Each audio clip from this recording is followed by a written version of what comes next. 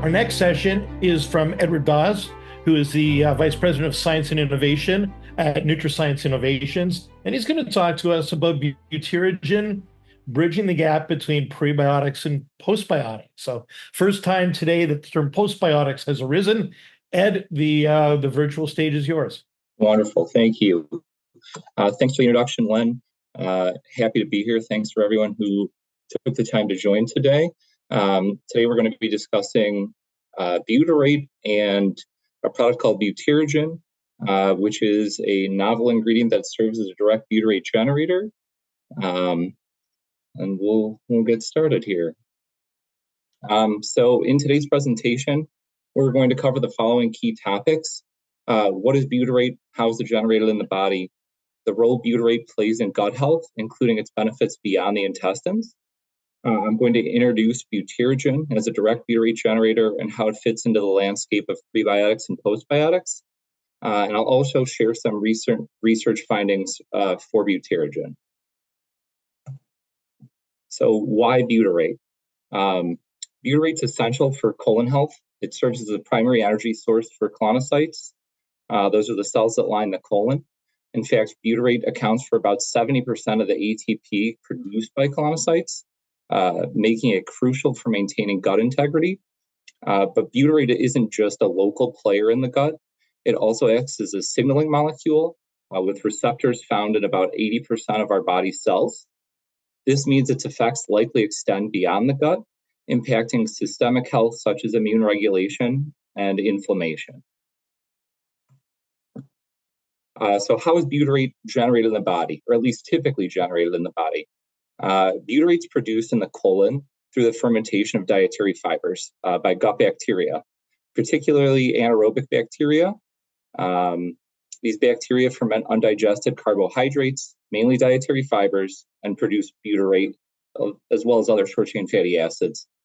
The concentration of butyrate is found to be highest in the proximal colon, where most of the substrates for fermentation are available, and it decreases as you move toward the distal colon. Let's talk through some of the mechanisms of action of butyrate. Butyrate acts on multiple pathways in the body, and I'm going to expand on a few of those key areas now. One, epigenetic regulation. One of the most intriguing mechanisms of butyrate is its role in epigenetic regulation. It inhibits histone deacetylases, which cause hyperacetylation of transcription factors.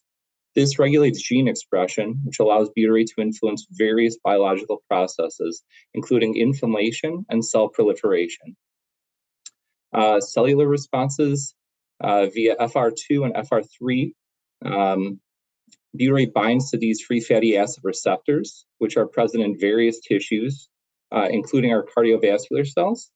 These receptors mediate a range of responses, including immune modulation and regulation of cardiovascular function. One of the primary thoughts of butyrate and what most people think of when they think about butyrate, it acts as an energy source for colonocytes. So butyrate's metabolized by mitochondria within colonocytes, acts as a primary energy source. This energy production is crucial to maintaining the health and integrity of the colon lining. Immune system support. So butyrate also promotes the differentiation of Treg immune cells through the action of GPR109A receptors. This process is vital for suppressing inflammation, maintaining immune tolerance in the gut. And finally, one of the highlighted features as well is inhibition of NF-kappa B pathways. It's known to drive inflammation responses. So by controlling these reactive oxygen species, rescuing the redox machinery, butyrate reduces oxidative stress and inflammation in the body. So gut microbiota composition and butyrate's influence. So butyrate not only serves as a metabolic byproduct, but also shapes the composition of the gut microbiota. It promotes the growth of butyrate-producing bacteria while inhibiting the growth of pathogenic bacteria, helping to maintain a balanced and diverse gut microbiome. Butyrate can also fuel cross-feeding interactions within the microbial community. Supports the production of other short-chain fatty acids like acetate and propionate.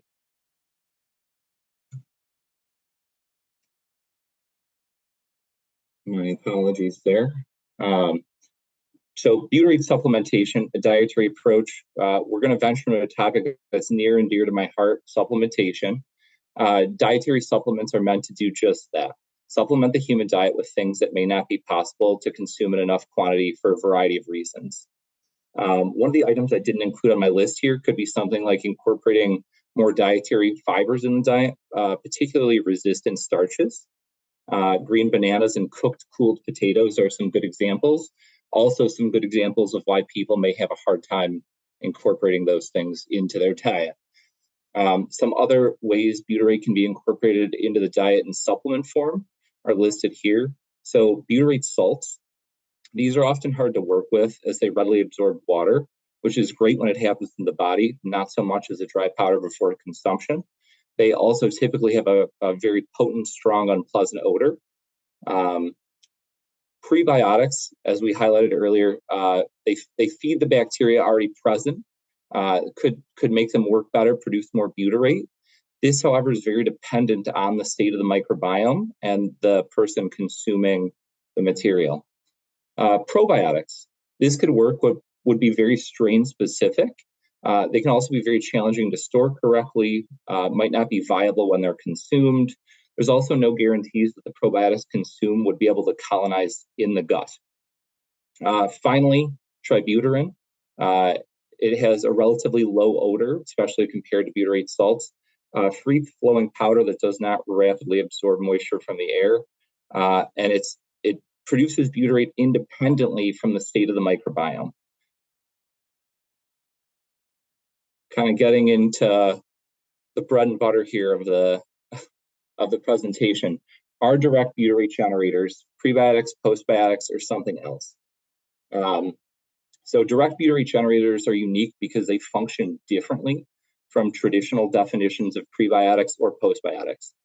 Prebiotics fuel the microbiota, producing a health performance benefit, and postbiotics are the bioactive compounds produced by fermentation.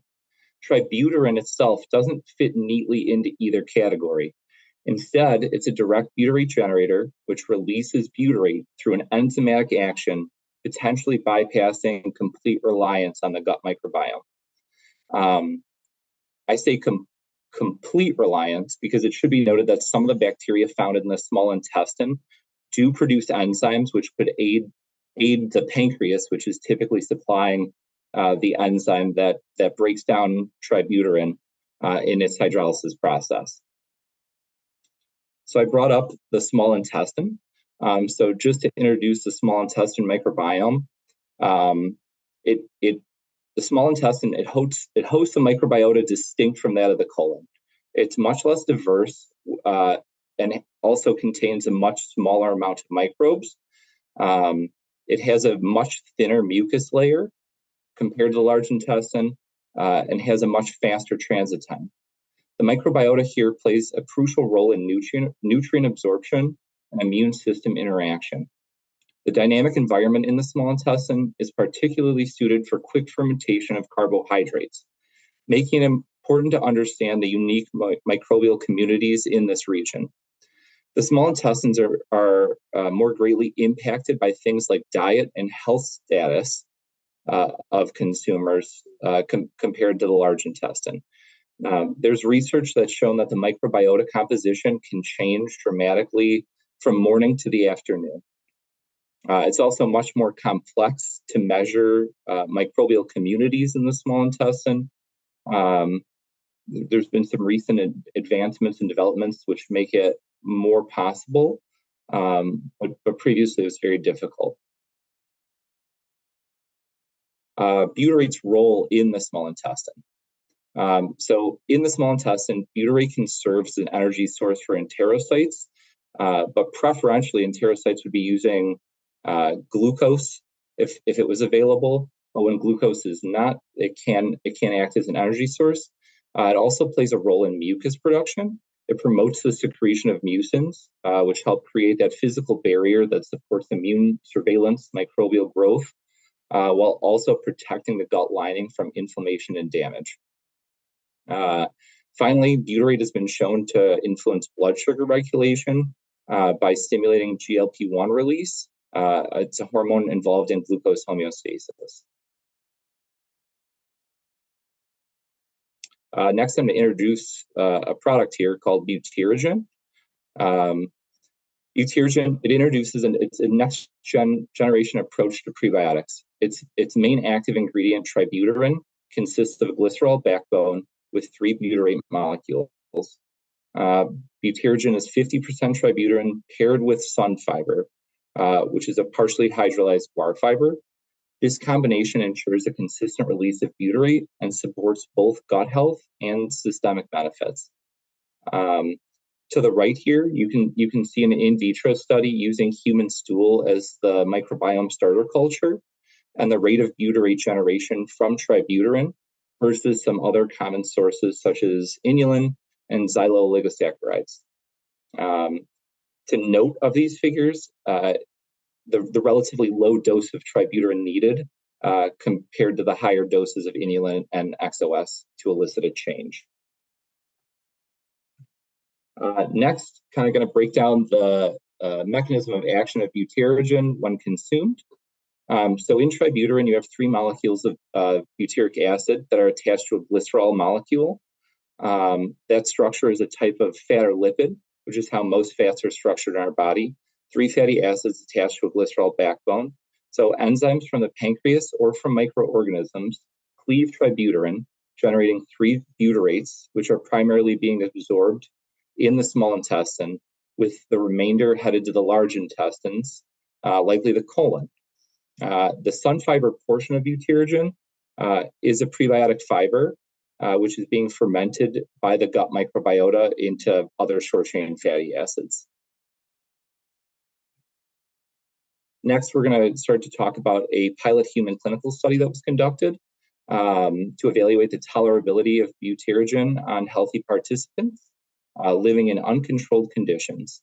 The second goal of this study was to evaluate the effects of ButyraGen on the gut microbiome, short-chain fatty acids, and metabolic inflammation markers. This was a randomized, single-blinded, 2-arm trial.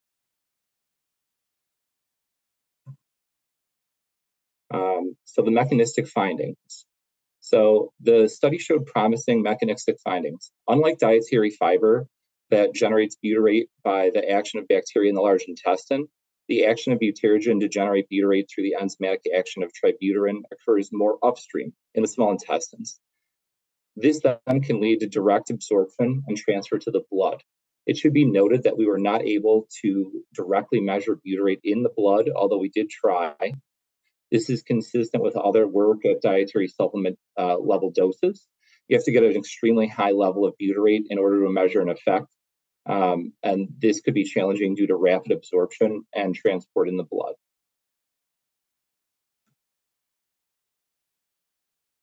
On this slide, we're talking through systemic distribution and effects. So once absorbed, butyrate can reach the liver via the portal vein. This is a critical aspect of ButyraGen's action, as butyrate in the liver can influence metabolic processes such as glucose and lipid metabolism. The pilot clinical study showed significant changes in metabolic markers such as glucose and triglyceride levels, suggesting that ButyraGen could enhance liver function and overall metabolic health.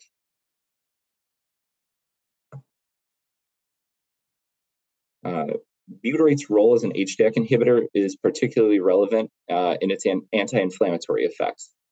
The clinical study on ButyraGen showed trends toward reduced inflammatory markers, including high-sensitivity C-reactive protein. This reduction aligns with the known anti-inflammatory properties of butyrate, which can modulate immune response and systemic inflammation.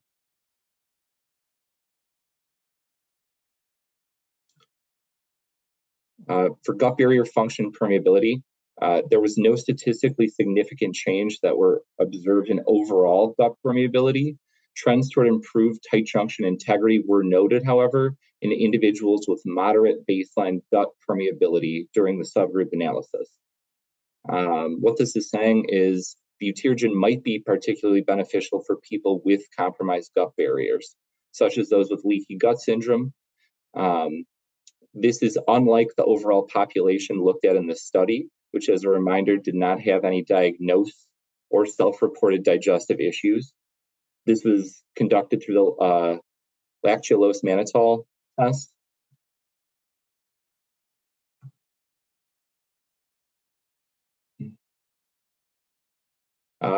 So synergistic effects of the microbiome. This study did not show statistically significant changes in gut microbiome composition, likely due to the healthy status of the participants. However, the reduction in short-chain fatty acids like acetate and propionate indicates enhanced utilization of butyrate. This has been shown in other studies as well, where butyrate was given. This is possibly facilitated by interactions with the microbiome, reduced fermentation being needed since you are providing butyrate directly, or faster short-chain fatty acid metabolism, which would explain why we did not see a decrease in butyrate, but we did in acetic and propionic acid. This suggests that ButyraGen's effects might be more pronounced in populations with dysbiosis or other gut health issues. So summary, ButyraGen was well tolerated, which was the overall point and goal of the study, with minimal gastrointestinal discomfort reported by participants. The reduction in fecal short-chain fatty acid content could indicate increased utilization of butyrate, while butyrate levels remain the same, could indicate potential synergism. While gut microbiome changes were not significant, they were only measured in the feces, where we would not be seeing potential small intestinal microbiome changes. So, in conclusion, where does ButyraGen fit within the current definitions of gut health compounds? The jury is still out on this. Tributyrin as a component of ButyraGen challenges the conventional boundaries by acting at both ends of the prebiotic-postbiotic spectrum, offering a novel approach to gut microbiome modulation and host health improvement. That is the end of this presentation. I appreciate your time. And obviously, if you have any questions, happy to address them at the end of the symposium. Thanks very much, Ed. Wonderful presentation, different approach, and we've had a couple of conversations of exactly the status and how to work within the definition. What I liked was that you were using the GPA definition of a prebiotic there. So thanks for that consideration. I'm going to ask a couple that are very, very specific to you, to this particular product. First of all, any GI symptoms or distress or discomfort? Also a question of how you selected your doses. And then one more about current regulatory status in the United States specifically. So sort of a triumvirate there. Maybe start with the regulatory status. Okay, so regulatory status for ButyraGen, we have a self-affirmed GRAS for this material. There was very little gastrointestinal upset seen in the clinical study. I did mention that the dosages were based on in vitro studies and animal studies as well. Didn't show that data here, but we did conduct some C. elegans studies to help pick that dose. Okay, excellent.